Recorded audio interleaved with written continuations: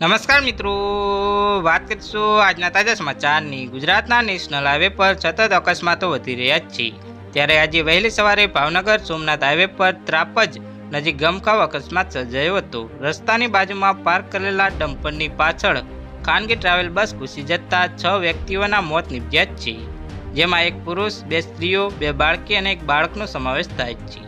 આ ટક્કર એટલી ભયાનક હતી કે બસની એક બાજુનો કચ્ચર કાણ વળી ગયો હતો, તો બીજી તરફ બસના પતરા કાપીને મૃતદેહોને બહાર કાઢવામાં આવ્યા હતા। આ અકસ્માતમાં 22 લોકોને ઈજા પહોંચી છે, જેમાંથી 8 ઈજાગ્રસ્તોને તળાજાની હોસ્પિટલમાં ખસેડવામાં આવ્યા છે, તો અન્ય ઈજાગ્રસ્તોને ભાવનગરની હોસ્પિટલમાં ખસેડવામાં આવ્યા છે, જેમાંથી 2 ઈજાગ્રસ્તોને રજા આપી દેવામાં આવી છે।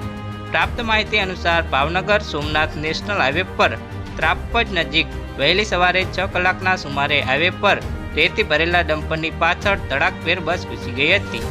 આ ટ્રાવેલ સુરતથી ઉના પરત ફરી રહી હોવાનું જાણવા મળ્યું છે। આ ગમખાવ અકસ્માત સર્જાતા હાઈવે મુસાફરોની ચીસિયારીઓથી ગુંજી ઉઠ્યો હતો। તો હાલ માટે આટલું જ, મળીશું નવી અપડેટ સાથે। જો તમને અમારા વિડીયો પસંદ આવતા હોય તો વિડીયોને લાઇક કરી, ચેનલને સબસ્ક્રાઈબ કરી, બાજુમાં આવેલા બેલ આઇકનને દબાવી દેજો, જેથી તમને આવા નવા સમાચારની અપડેટ મળતી રહે।